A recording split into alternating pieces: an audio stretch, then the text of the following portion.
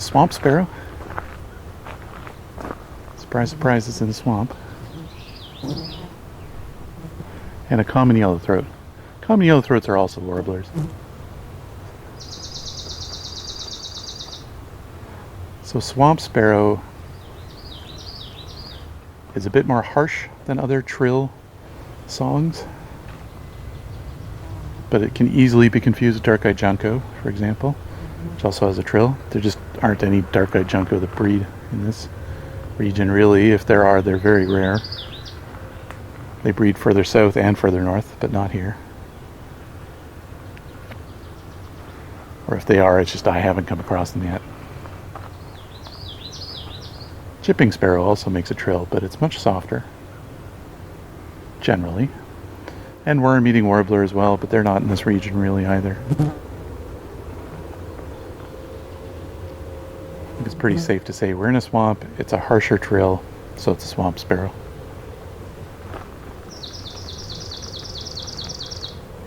So the bird either moved, or there's two. There's two swamp sparrows.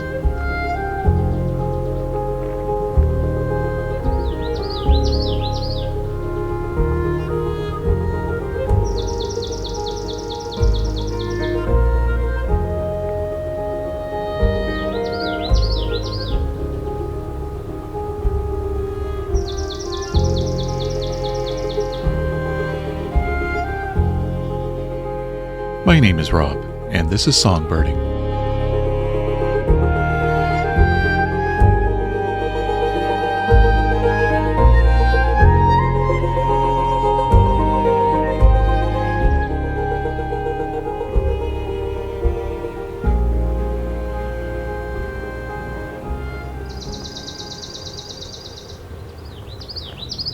And a common yellowthroat. So the mnemonic often uses common yellowthroat as Wichita, Wichita, Wichita. It's kind of a rhythmic, syllabic mnemonic. There's the swamp sparrow again.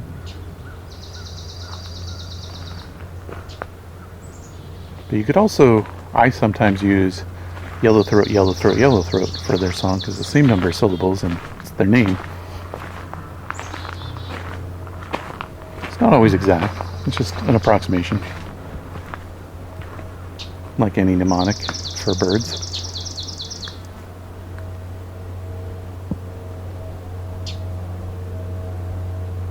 Yellowthroat is making some sounds at us. A little bit of scolding noises.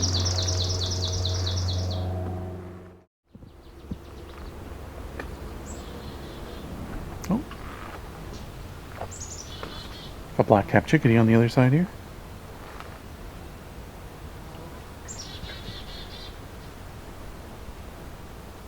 It's got a black fly flying over my head too.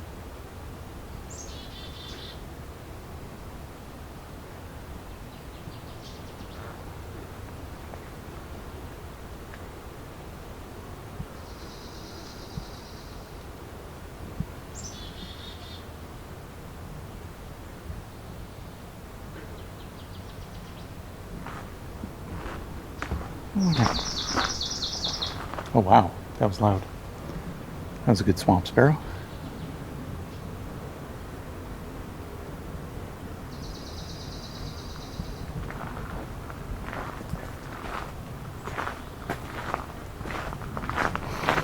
So while I was standing there, I heard two things coming up. More northern water thrush and the black-throated green warbler.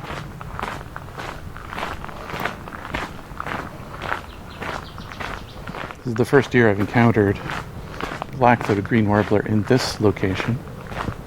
And they're not very common at all to breed in Flamborough, so this must be a really good year for them, because they're usually much further north or much further south. Southern Ontario usually doesn't have the right conditions.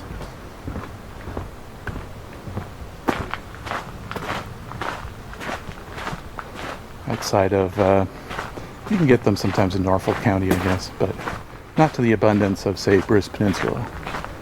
You go there and they are just absolutely abundant as anything Doesn't matter where you go, there's tons of them.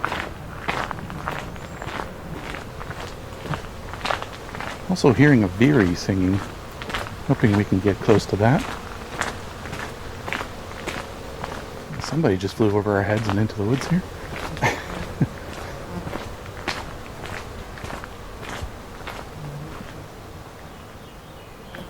I'm very barely hearing the veery singing.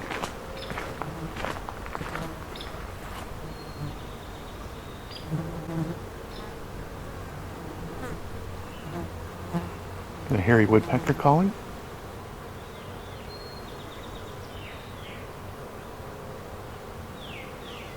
Oh.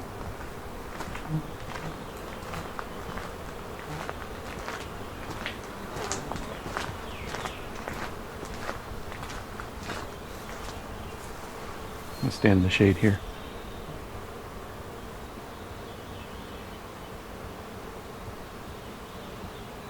Yeah, the veeries are singing, but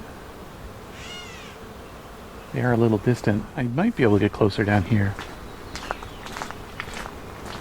Sounds like we might be able to get some surround sound of them. Potentially. They're not the loudest of songs.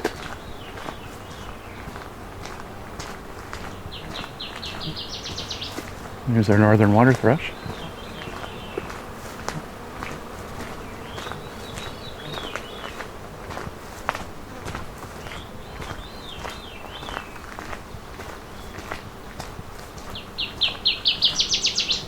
That one's loud. There we go, veery. That's a type of thrush. So you could also call it the veery thrush.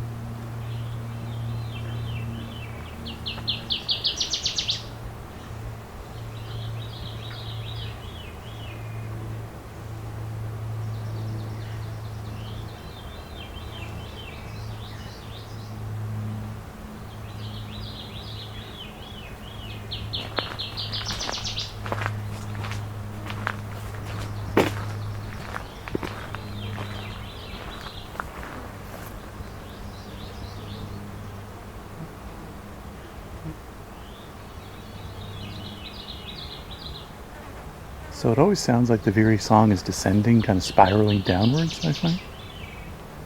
Wee wee wee wee wee, kind of like that.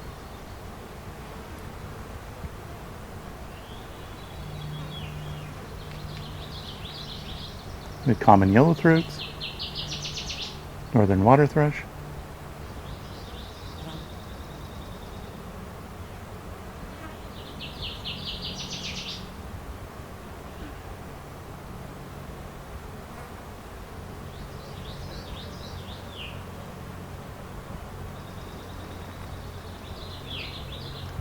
That ryu or ryu, that's a Veery call. Alright, we're going to head towards where I've encountered some black-throated green warblers this year. Hopefully they'll be pretty active today.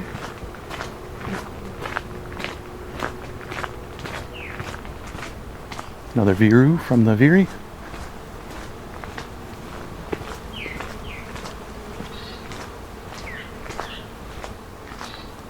I think there's a catbird in there too.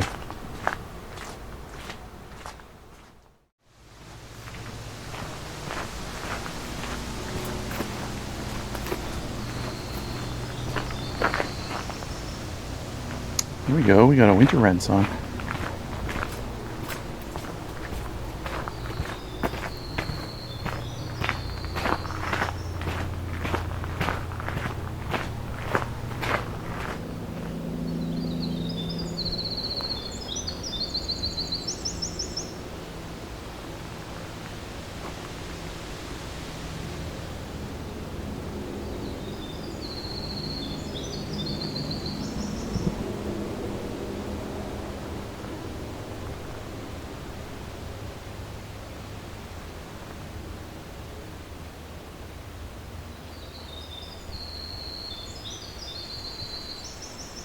The winter wren has a really lengthy song.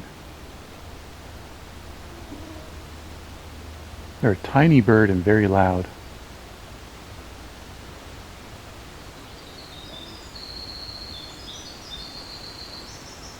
Like wetter parts of the forest is where you're going to find them. They don't necessarily need swamp, just a part of the forest that's a little more wet or got a lot of kind of tangle in it they can hide in.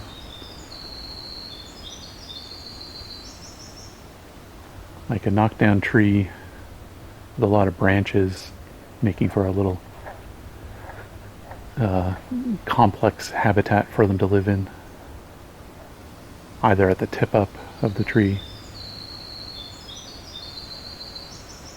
or the tree itself, or the crown, or any other parts of the tree that are really complicated with lots of twigs and things to hide in.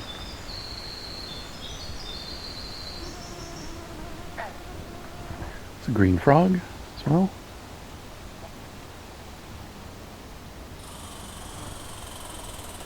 Red squirrel.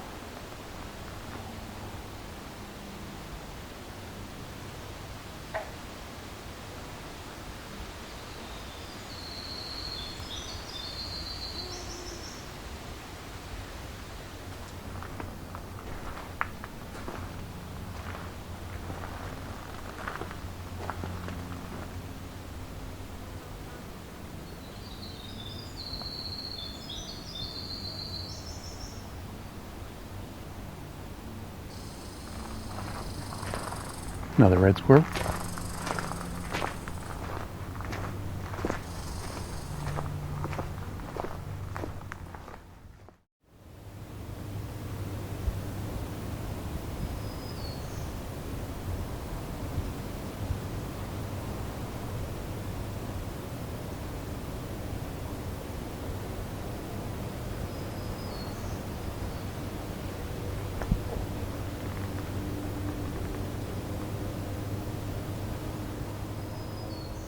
So just kind of out of earshot, and I know that it's probably just as audible, some lawnmower or some farm equipment in the distance too that you're hearing. So I've recorded a soundscape of them the other day in this exact location. So why don't we take a listen to that recording. This was with a different kind of recorder, So it'll be a little more immersive than this one because it'll be omnidirectional microphones. So before this airplane gets too loud, enjoy that for the next little bit.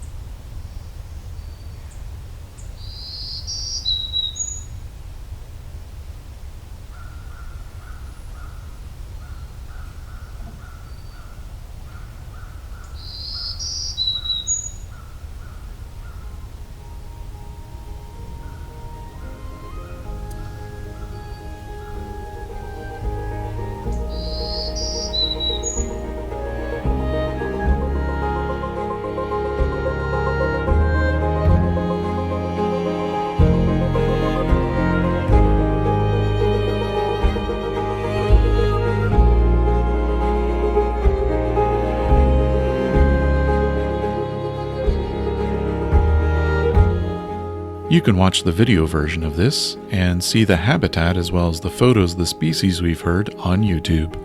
Just go to songbirding.com/videos. Songbirding, Summer Solstice in the Beverly Swamp is a Songbirding Studios production and was recorded, engineered, narrated, and created by me, Rob Porter, with cover art and logo design by Lauren Helton, and Creative Commons music from Scott Buckley.